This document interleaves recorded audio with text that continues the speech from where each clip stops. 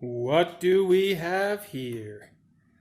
Looks like it could be something fun. Let's take a look. Let's see what we've got in this long rectangular FedEx box.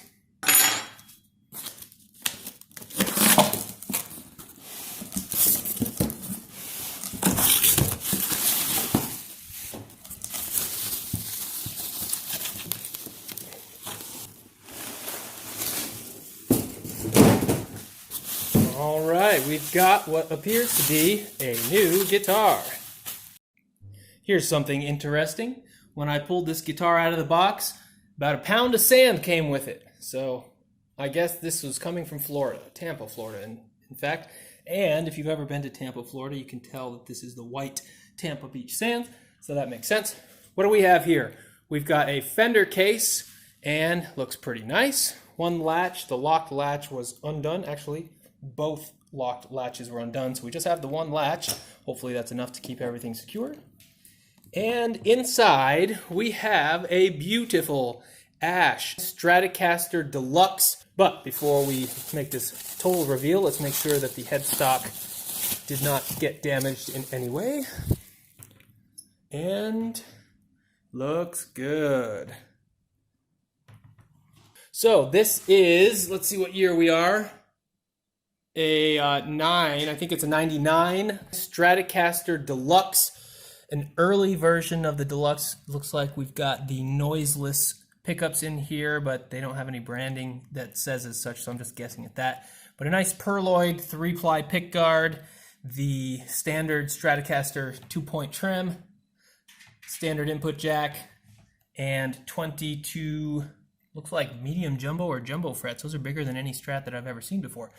Our headstock looks good. Again, getting some little sand granules in there, so we'll have to do a thorough overview to make sure we're not sanding this thing while polishing it, but there it is. Let's take a look at the back.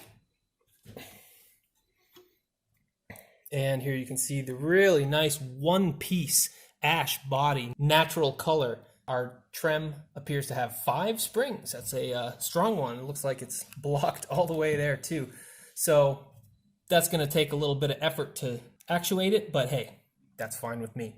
Fender, Corona, California. The good Corona, not the bad. And let's take a closer look at the back of the headstock here. Fender locking tuners, our Fender serial number with the N designation, which means that it is the deluxe version. Nice maple neck with skunk stripe and a little bit of wear here. Just can't tell if that's just the finish on the skunk stripe coming off or what's going on there, but a little bit of interesting figuring that's in the finish. So let's see what's in our case. Absolutely nothing. No trem arm even. That's too bad. I'll have to see if he can get us a trem arm as well, but that was not mentioned in the ad. This red case looks to be like a really nice Fender case. I typically prefer the molded looking ones a little bit better. I think they provide a little better protection, but this is a really pretty looking case. Got a little Gibson vibe even. And the real reason I bought this guitar is because recently you may have read an article on Reverb claiming that Fender has stopped production on Ash guitars moving forward due to ecological reasons. Apparently Ash is not as abundant as it used to be, so they're going to stick with alder here on out. They're going to stick with the maple neck, of course. That nothing will change there. But I figured this is a pretty solid investment since eventually we're going to be running out of Ash guitars in the Fender line, so not only is it really pretty, let's hope that it sounds good as well. So let's take it upstairs, do a quick play demo, and then we'll have a full-on review later on. All right, here we are upstairs. I've got the Strat Deluxe from 1999 plugged directly into my Marshall 1987 X Plexi Mark II, and it is a 50-watt head. The amp is being plugged directly into this Avatar cabinet with 2 Celestion greenbacks, so just a real classic combination, Strat, Marshall, greenbacks, awesome. Today we're being mic'd by this SM58 and this Audio Technica right next to the phone that's capturing the room. It is a 4033 SE mic and it is plugged directly into the Focusrite 2i2 interface with the SM58. So that's the signal chain for today. So my first impressions after plugging in this Strat and playing it a bit, it's a Strat. It sounds exactly like a Fender Stratocaster should. and it has everything that you might expect from a guitar with 3 single coil pickups. Right now I've got our toggle switch in the bridge position, so I'm just hearing the bridge.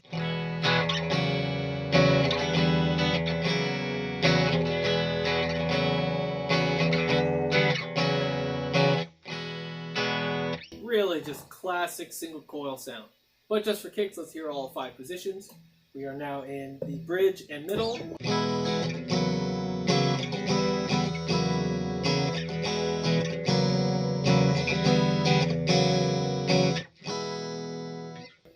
Middle position.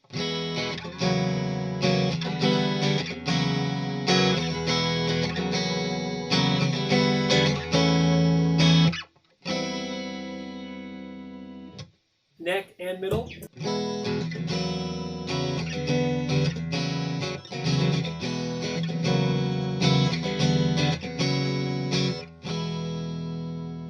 And finally, our neck position.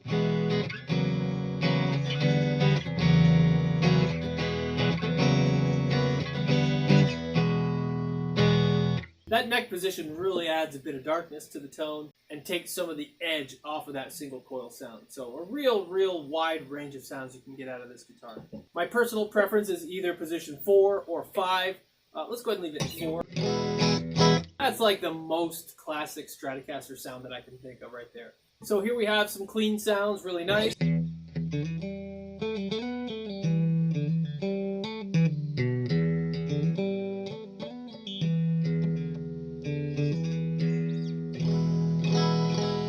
Beautiful, it's gorgeous sound. Let's go ahead and add a little bit of gain and see what happens when we have a tube screamer in the mix.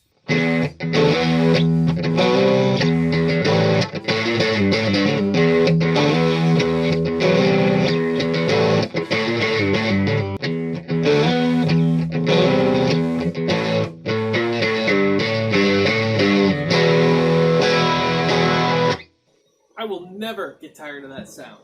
The Stratocaster is probably the most played guitar out there in the world for a number of different reasons.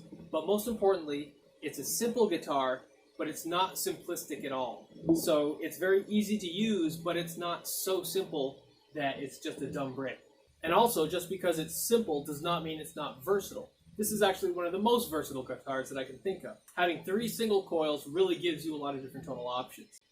Sure, it may not be as ballsy as a humbucker, but once you pair a Stratocaster with a tube screamer, or as you'll see, a couple different other pedals, you can really get those crunchy lead tones that you're after.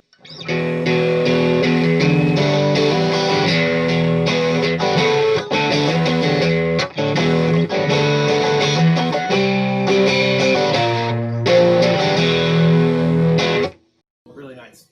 Alright, let's move up in scale of gain to the Boss Turbo Distortion DS2 pedal. And then we'll finish off with the metal zone and see if we can really get this thing cranking.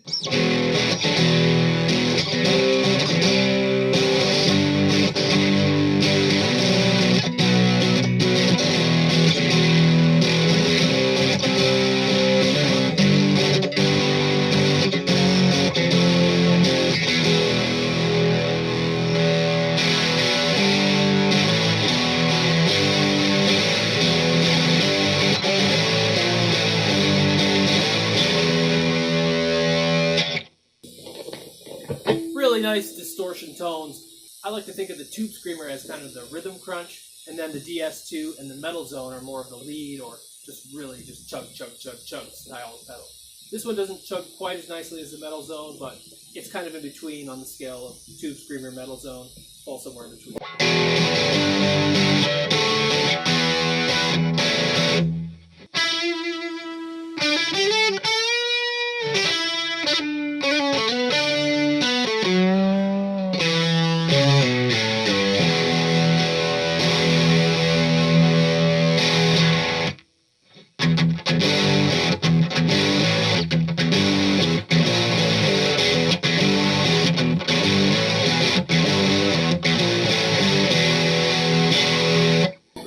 Distortion, and it's pretty quiet when I have my hands on the strings as well. It's not squealing or too loud or screeching, so really nice guitar to keep the noise down because of these Fender noiseless pickups.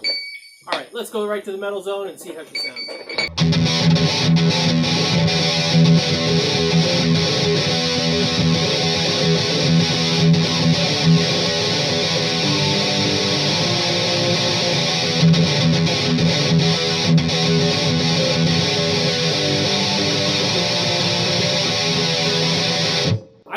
love this pedal. I thought it might be a bit overkill with this guitar and this rig, but it's so good.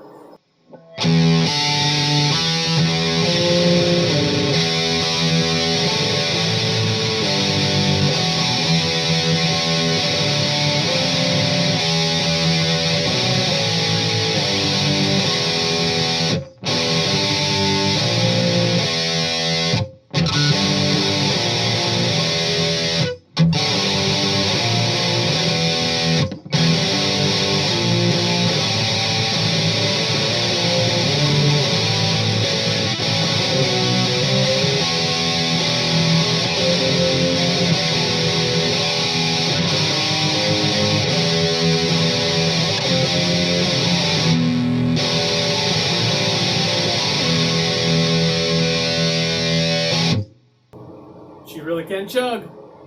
Alright, so we know that the Strat pairs really well with lots of good pedals, but I always like to plug it directly into the amp, crank it up as much as we can, and see if we can just get as much out of this piece as possible. So I'm going to go ahead and plug this guitar directly into channel 1, crank it up, and let's hear how she sounds.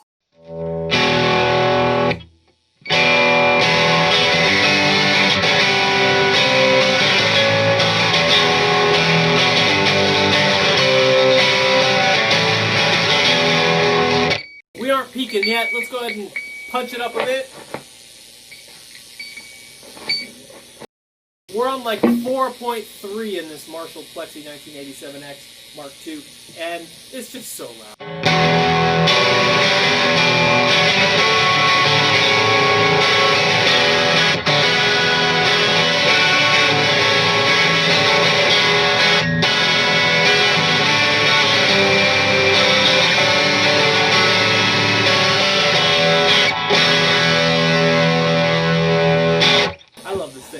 Alright, so I'm going to go ahead and leave you with a loop where I'm soloing over it just to give you a bit of a tonal variation on this thing.